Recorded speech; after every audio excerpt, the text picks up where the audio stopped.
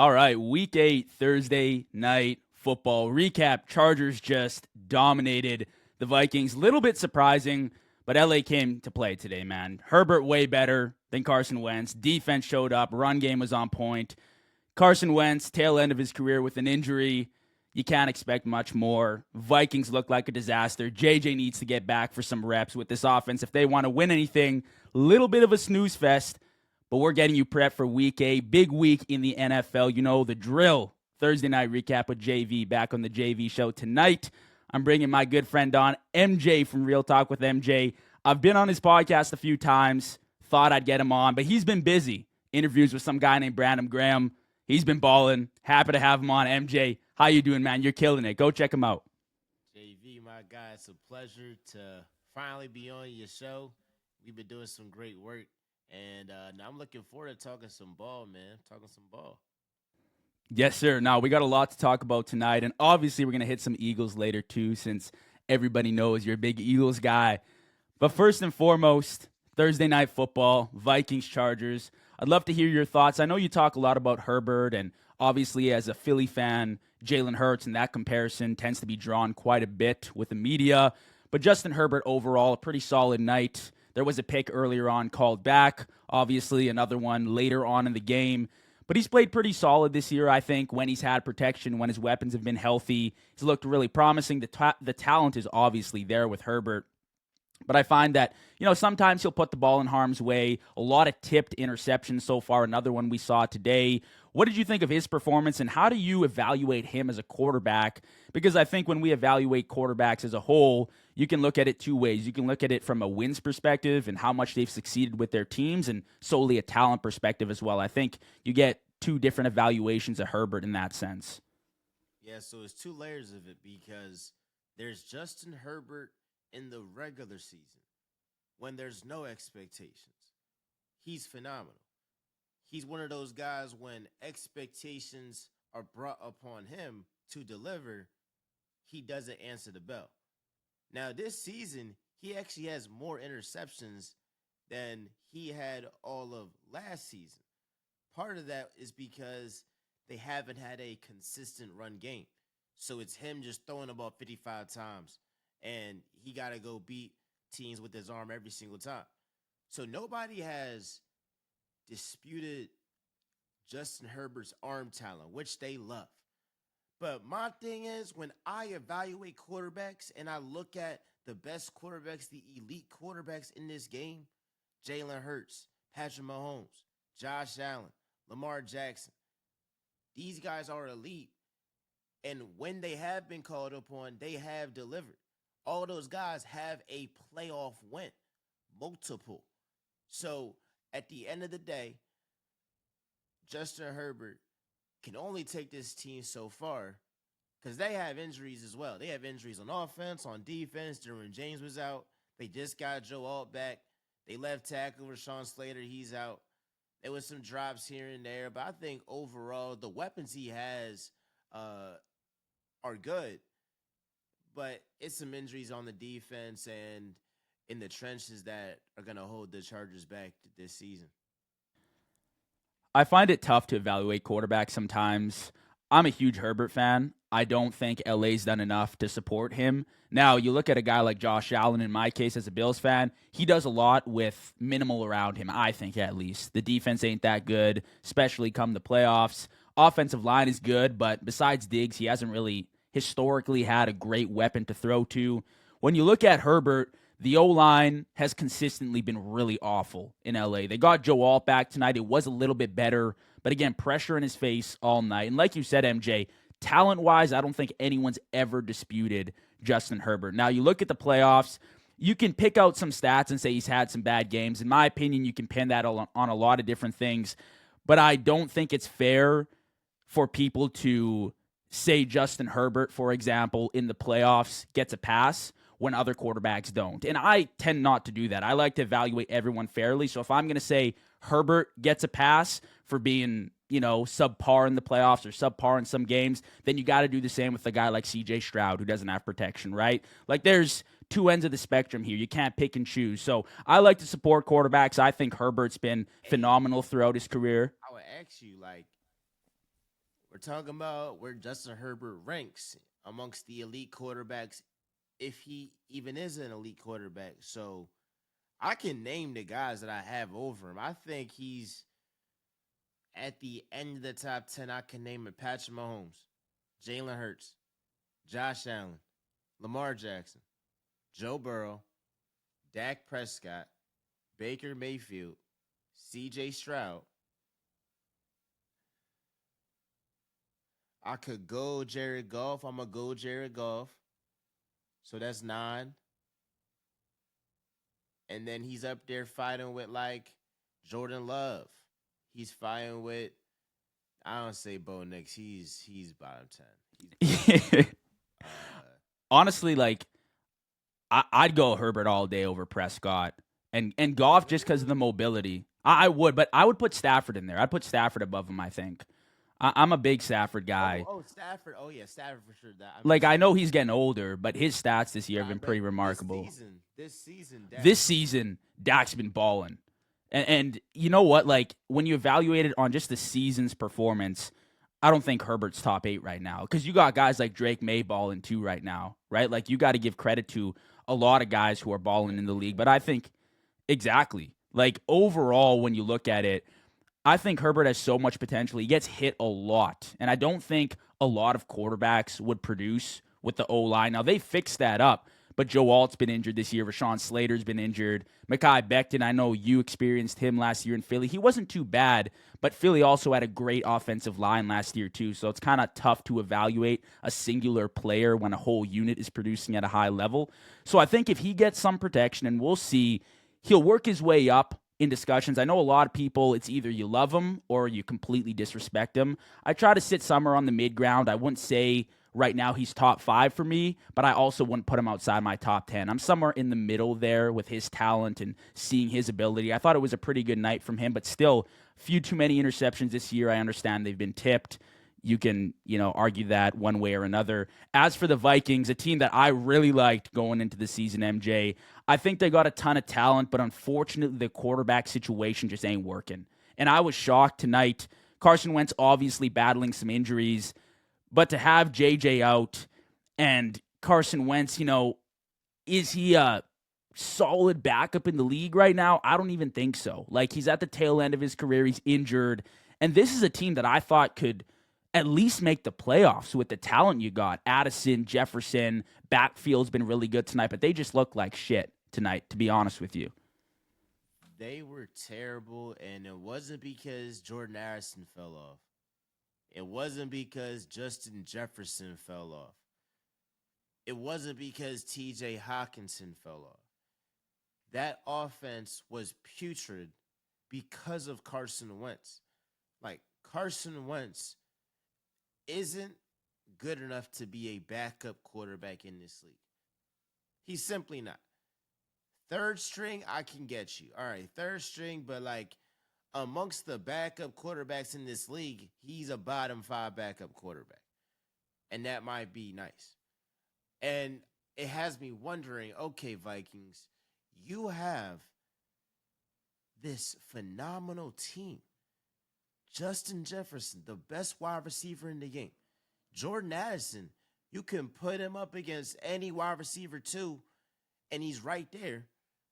You got TJ Hawkinson, the top 10 tight end in this game. You got Aaron Jones and Jordan Mason. All right, we know the offensive line has been banged up, but dog, I've been seeing him just airmail Jettas on a crossing route, interception, underthrows to Jordan Addison, not processing quick enough. He was terrible this game. I know he was injured, but like you're out there. You know, if you're too injured and he's out here just wailing, oh my god, and like you can visibly they say on the commentary, it's like if you're a teammate of Carson Wentz and you just see him just pouting on the sideline, feeling sorry for himself, like what? How does that make you feel? It's like we got no chance with this guy. So free Jettas. Hopefully McCarthy can come back. I'm like, he must have a serious injury if they're allowing Carson Wentz to come out there. So I feel bad for Vikings fans because they thought, hey, We're about to have JJ McCarthy this year coming off injury. We let go of Sam Darnold. So the other part of this is, do the Vikings think to themselves, wow, we should have paid Sam Darnold? It wasn't like the Seahawks paid the max. I think it was what, 40 million? I mean, again, hindsight's 2020. But you have to think about that given the situation. You could have had Sam Darnold. It helps develop JJ McCarthy. But all in all, the quarterback situation with the Vikings is the worst in its division by far. And they're on track to not make the playoffs unless by a miracle JJ McCarthy comes back and he starts playing up to the level Sam Darnold was playing at last season.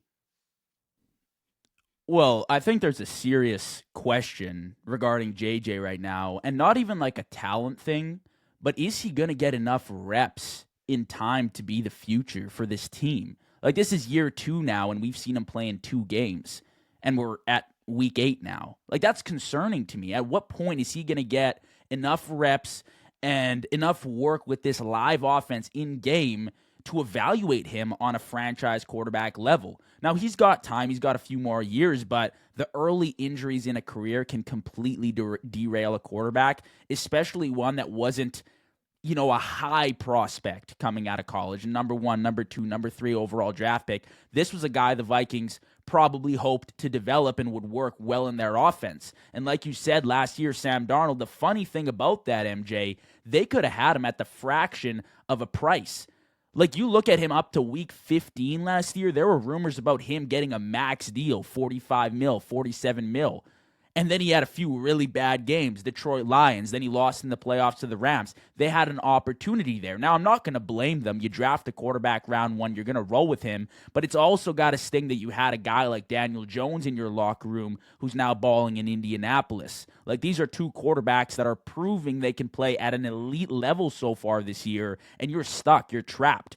The defense in Minnesota, which is supposed to be a strong suit, is really suffering. That secondary hasn't looked very good these last few weeks, but I'm not about to blame Brian Flores when the offense can't do anything. And tonight, that was a Carson Wentz issue. They looked absolutely horrendous. I think they put up like 30 rushing yards. Offense couldn't do anything. And I genuinely feel bad for the stars they got on offense, because last year, this was a 14-win team, 15-win team. And now they're on track to miss the playoffs, like you said, MJ. Real sad, really tough division too. You got to take that into account with the Bears starting, I think, 4-2 with Ben Johnson. It's going to be tough to climb back into the playoff race. I want to pivot here to the Baltimore Ravens, another team that has struggled this year. I know Lamar has been injured. They started 1-5. A lot of people, including myself, pointing at John Harbaugh, talking about his position as head coach without a starting quarterback, without Lamar Jackson. Here's the thing with Lamar. A year like this, I think, would be the perfect season for Lamar or Josh Allen to capitalize and win their bowl, because the Chiefs started out a little slower. Now they're ramping things up, but you could have capitalized early, locked up a first-round bye, locked up home field advantage, and moved forward from there. But now the Ravens starting 1-5, MJ, I'm getting a little worried, because you got a guy like King Henry's getting older, right? Like, Derrick Henry, his best years are probably behind him. He still looks really good, but I don't know how long he can keep that going. And Lamar Jackson, Lamar's turning 29 in January. He's still got some elite prime years left, but as a uber talented, very mobile quarterback, considered a dual threat quarterback, you got to think to yourself, the prime is a little shorter than a pocket gunslinger like we've seen previously with Brady, who was balling with the Bucs at like 45 years old. So at this point, you have to be wondering, is Lamar going to get his Super Bowl? And I think eventually he'll get a shot. I think he'll have his shot over the next 4 or 5 years. But it's getting really concerning to me, because you have years where you're supposed to be capitalizing like this season, and you're not. I have questions about John Harbaugh. I have questions about his weapons. And it seems like everything's falling apart. Like, it's going to be tough for them to climb their way back into the AFC playoff picture. Yeah, for sure. I think in terms of if Lamar Jackson is going to win his first championship, The first person that comes to mind is Patrick Mahomes. It's the Kansas City Chiefs because they own Lamar Jackson. They own the Ravens. Lamar Jackson, whenever he plays them, it's always a battle, and he doesn't play up to his MVP standards. Against Josh Allen, head to head last season, didn't get it done. There were years in the past where Lamar had home field advantage and didn't get it done. Like you said, Lamar Jackson's 29 years old. I believe that he is so great. There's going to be at least one season he at least gets to a Super Bowl. But seasons like this, where your defense on paper is amazing, they turn out to be one of the worst defenses in the league. You get injured. Now you're looking at 1-5 out the playoff picture. Like, if they lose to the Bears, it's over. It is over. It's over. So Lamar is going to have to carry. This season, I think they're out of it because now you have to go to Buffalo, which you haven't had success there. Now you have to go to the Chiefs, to Arrowhead. So it's only going to get worse. The number one seed, like you said earlier, like, oh, that's out the window. Oh, that's out the window. I think eventually he'll at least get to a bowl. But it is on the table that Lamar Jackson in his career doesn't win one. That's a fact. On the same side, I will say this. If Lamar Jackson wins a championship, you can put him in top 5, top 6 best quarterbacks of all time. Those type of discussions. So he has a lot to gain if he gets the job done. But ultimately, it definitely is on the table that when Lamar Jackson, his career is over, that he doesn't win a championship. John Harbaugh, I'm not a fan. Derrick Henry, like you said, he is getting older. All right, yeah, they can get some other guys. They haven't been too great with getting wide receivers. They got Zay Flowers. I mean, we got to see what the Ravens do to pivot because they got to get rid of Harbaugh. I'm just sorry. They're not winning no championship with John Harbaugh as their head coach. So that's what it is there. And then I go back to the Chiefs.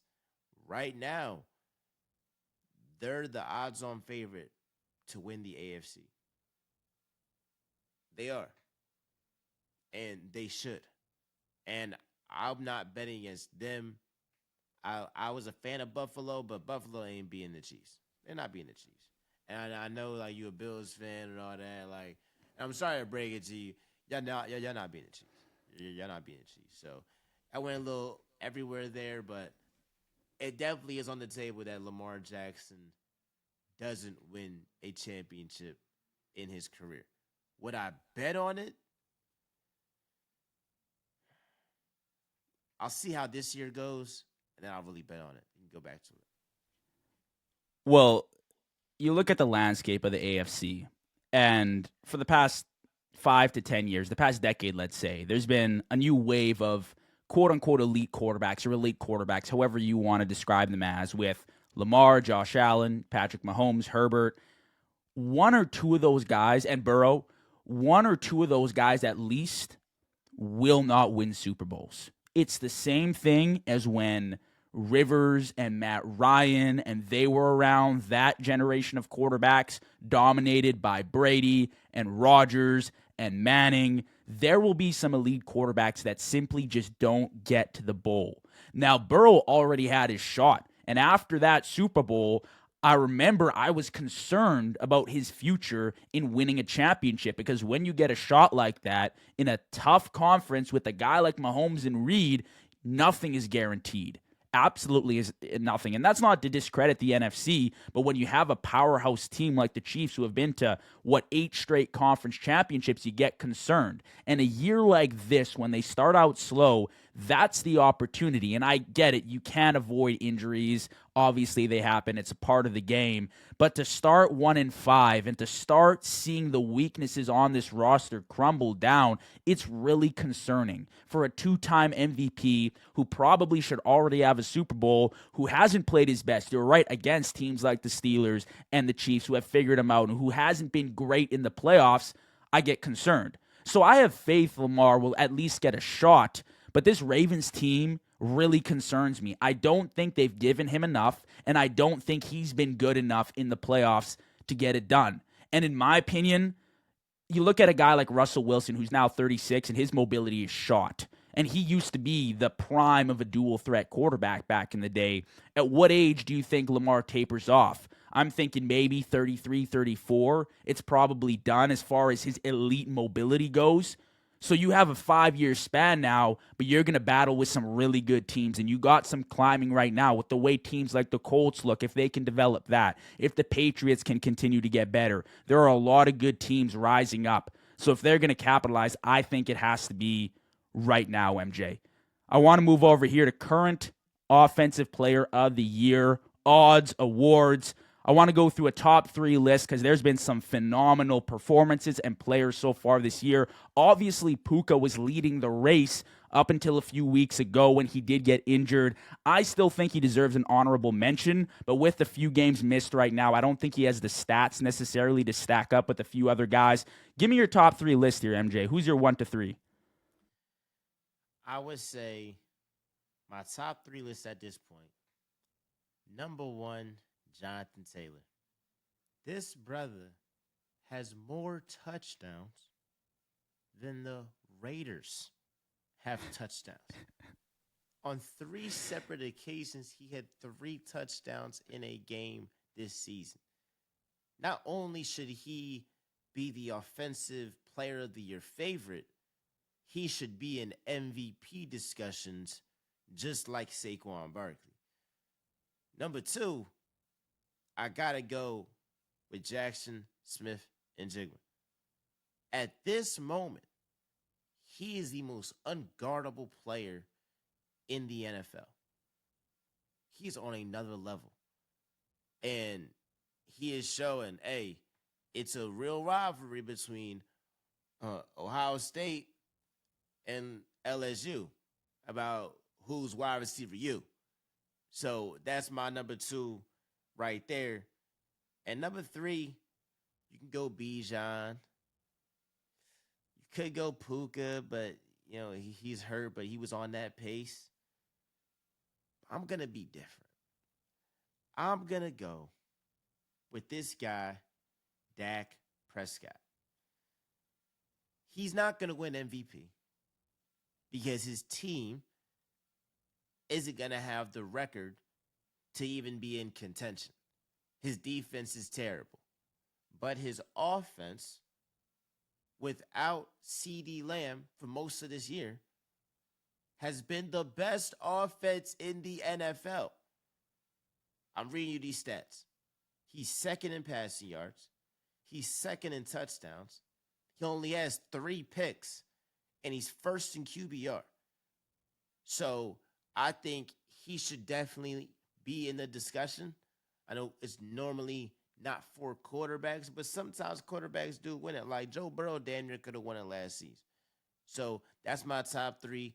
Number 1, go with that brother. I done forgot his name, Jonathan Taylor. Number 2, JSN. And 3, Dak Prescott. I don't mind it. I want to give Dak his respect this year, and that's good to hear from you, MJ, because I know you're an Eagles fan, but I think the Cowboys are down enough. Like, I don't think they're going to do damage in the playoffs, so I think you can praise Dak with being safe here, and I appreciate that. I think he's been phenomenal this year. He's been arguably the best quarterback in football. Statistically, he's definitely up there, but like you said, Offensive Player of the Year, usually a talent or skill player award. Historically, at least, usually MVP is going to quarterback. So I'll list you my current top 3 Offensive Player of the Year rankings. Number 1, I had JSN.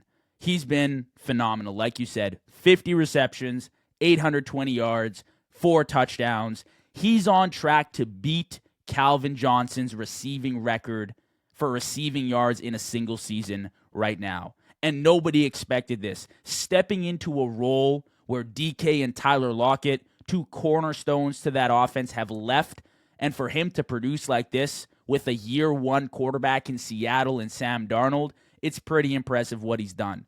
Number two, Jonathan Taylor. Now, 700 yards on the ground, 10 touchdowns, plus another 200 yards and a touchdown through the air. Really impressive. But you watch the games, and JT does wonders for this offense. And he's the real reason, like I've said, Daniel Jones has had so much success, because the running game is really how you start to open up the passing game with the weapons they got. Number three, I got Christian McCaffrey. The stats might not say it all, but I think with all the injuries in San Francisco, the way this offense has looked in moments this season, that's all due to CMC. And him staying healthy has allowed them to start the season 5-2, which is a lot better than a lot of people expected. I'll tell you that much. So those are my top three. JSN at 1, Jonathan Taylor 2, Christian McCaffrey 3. You know we had to end things off with the little Eagles here. Like we talked about your interview with BG, Zadarius Smith obviously retiring. I think last week, was it MJ? Or earlier on this week? Yeah. I have a few questions for you, and I just want you to be brutally honest with me. Is Philly the best team in football right now? In your opinion, fan opinion, you don't got to do any of this media BS. Just honestly watching them and assessing them with how some other teams have looked this year, would you consider them the best team in football right now? When I look at the NFL this season, there isn't one team that I'm looking at like, oh, that's a juggernaut. Like, I don't know. The only team that comes remotely close to that is the Kansas City Chiefs when they added Rashee Rice. Now it's a different ballgame. Now it's like I'm looking at this Eagles team when they have lulls offensively, when young players make boneheaded plays defensively. Our safety, Andrew Makuba, I love him. He has 2 picks this year, but he doesn't tackle Jettas. Jettas has a 40-yard gain against us. Botch coverage against Abuka. Baker has a huge touchdown. Same thing with Bucky Irvin. So, like, there have been stuff that we've been nitpicking. And on the other side, there's Eagles fans that are like, who cares? We're winning. We're 5-2. We're doing great. But I look at those little stuff and say, okay, we can't go 4 straight possessions 3-and-out against Patrick Mahomes and Andy Reid. You're going to lose that. So the top 2 teams are the Eagles and the Chiefs. I would give the Eagles the edge because they beat the Chiefs. But if somebody said the Chiefs right now because they added Rashee Rice, who was a game changer, the fact that they got that guy back, and you want to say the Chiefs are the best team in the league, yeah, but like other than them, nobody can tell me a team that's just like, wait, the Rams beat them. Who else? I'm trying to think. Like the Bills, like they've been struggling. They just lost to the Falcons. The Packers, they've been like having some consistency issues, offensive line. So like all this to say, there's some like issue or weakness with every single team. It's not like there's one team that just has no weakness. And I think if there is a team that doesn't have a just glaring weakness, like talent wise, it's the Eagles. Because talent wise, offensively, we'll score with all of them. And then defensively, yeah, you can nitpick the cornerback too. You can nitpick, all right, getting pressure to the quarterback, edge rusher.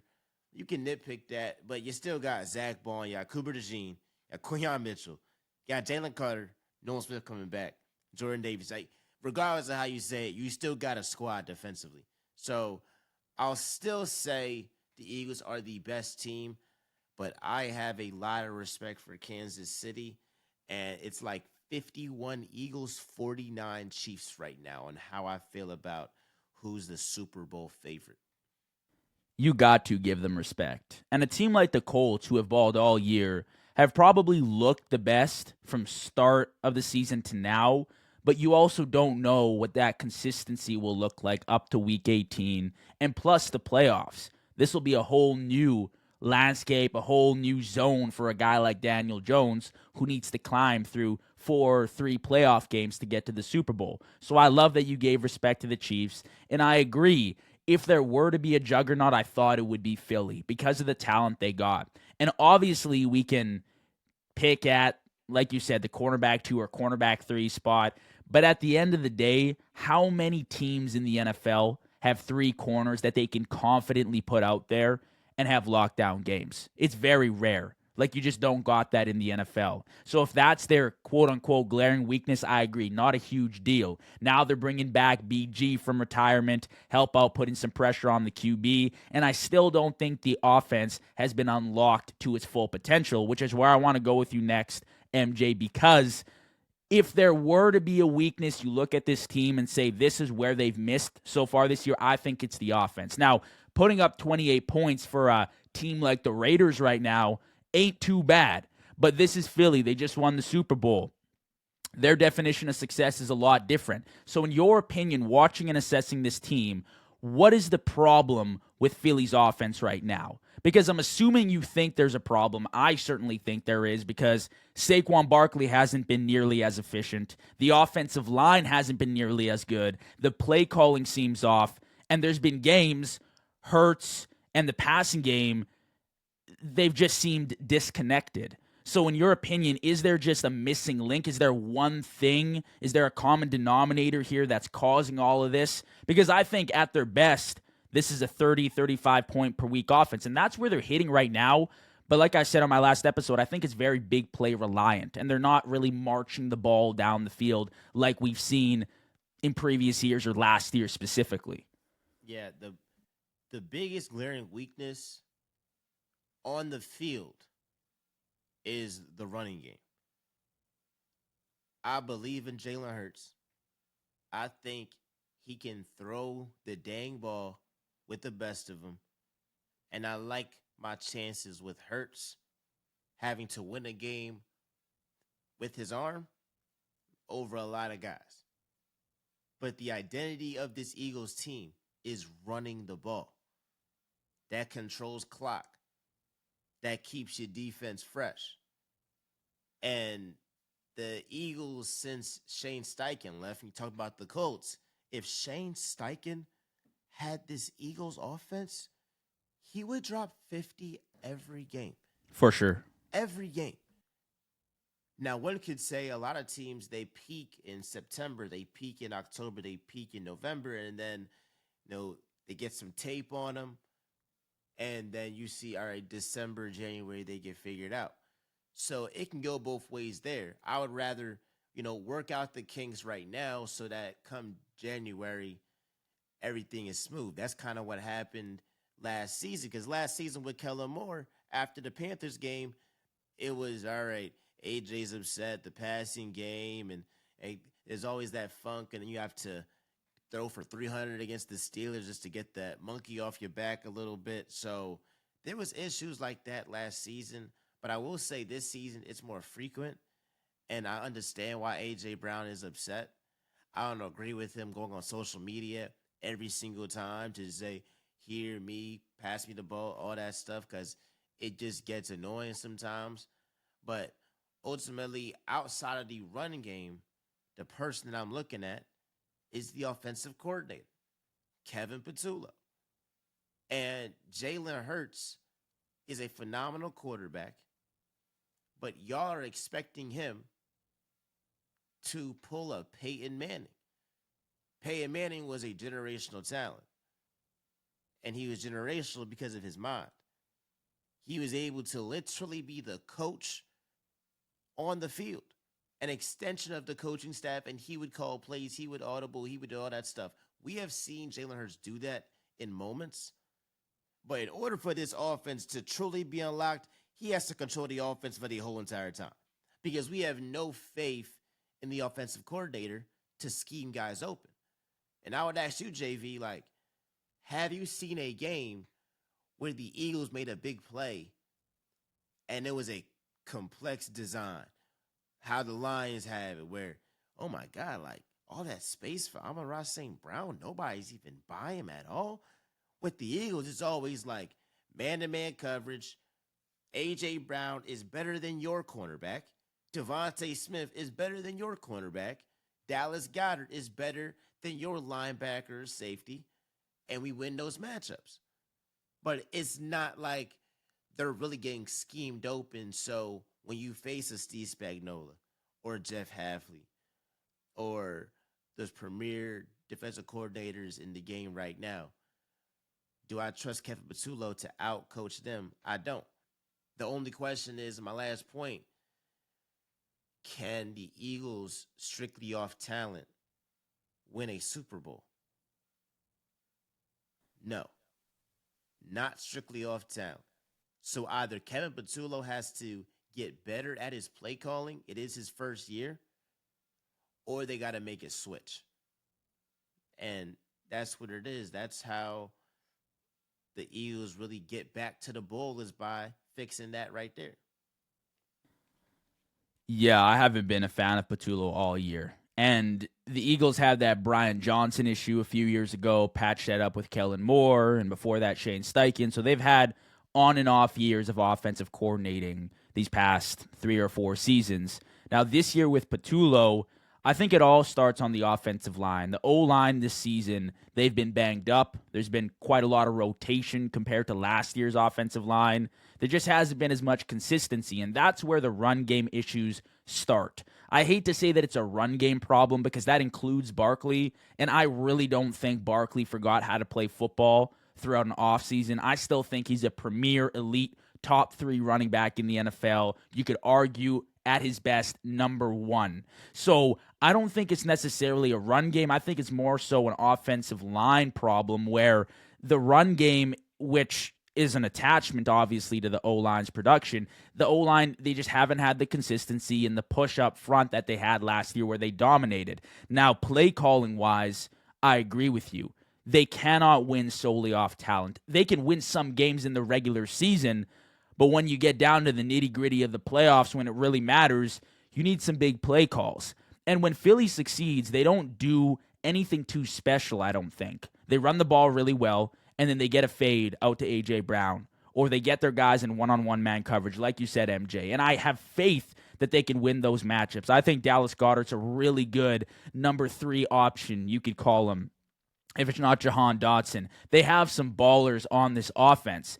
And from the fans' perspective, I'm sure it's a lot easier said than done, but there have been the blueprints laid out from previous years of Kellen Moore and Shane Steichen of what they've done. And I didn't even think too highly of Kellen Moore. I thought he was just a good play caller with a ton of great talent around him. But he was keeping things very simple after week 5 last year. And I think the issue so far this season is it's week 8 now.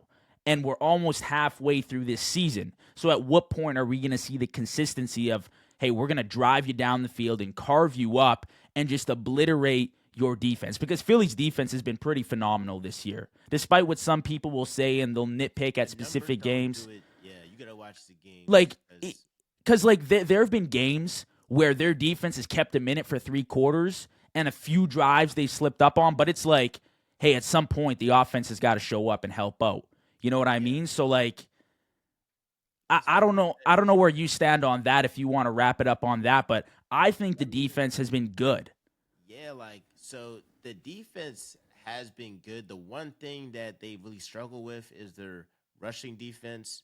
Now they got this guy back, Nakobe Dean, who had a breakout year last year. Linebacker, the Mike, he wears that green dot, so he's a leader that all the Georgia Bulldogs look up to. Zach Bond was, they were just a dynamic duo right there in the middle of the field. And folks fell in love with Jahad Campbell. And I rock with Jahad Campbell. He's right up there as a favorite for defensive rookie of the year, but he's also a rookie. And he might do something well in terms of, being great in coverage, but against the run, he's a non-factor. So you bring in Nakobe Dean against the Vikings, you limit them to less than 100 yards. Nakobe Dean has that effect. So I think they're getting their guys back. You get BG, he's going to get the vibes together in the locker room. And I think offensively, with AJ, tweeting, using me but not using me, maybe part of his psyche is saying, I want to keep the pressure on Jalen Hurts. I want to keep the pressure on this Eagles organization just to get like the media on their back and talking about them, because one thing we have all learned is that when the media and people get on Jalen Hurts and on this Eagles team, that's normally when they just like snap out of it and go berserk, start blowing people out. I mean, Nick Sirianni shaved his head. Everybody thought he was down and out. He goes on a crazy run, all time great run, and wins the freaking bowl. So maybe this is AJ Brown's plan to just like make sure guys aren't comfortable and all that stuff. He obviously, a little bit selfish. I mean, you got to be selfish a little bit to be a wide receiver, to be a great one, because you want to influence the game. You want to be a part of winning football. But that's what it is. They're just getting that offensive coordinator right, getting the play calls right. And for a couple of these young players just to continue to step up, I think Howie's going to trade for a cornerback um, or edge rusher, one or the other, before the trade deadline. I would love that Seahawks cornerback, Rick Woolen. I would love that guy. I felt like against the Texans, he had some locks, and he would be better than what we got there. So, yeah, that's my thoughts on the Eagles, bro. I appreciate it, man. This has been phenomenal. Week 8, Thursday night football with my boy MJ. Appreciate you, man. Can you let the people know where they can find you? Yes, sir. Catch me, Real Talk with MJ, Instagram, TikTok, Twitter, or X. It is Real Talk with MJ, number one. And on YouTube, Real Talk with Miles Johnson, JV. It was a pleasure to be on. And can't wait to have you back on Real Talk.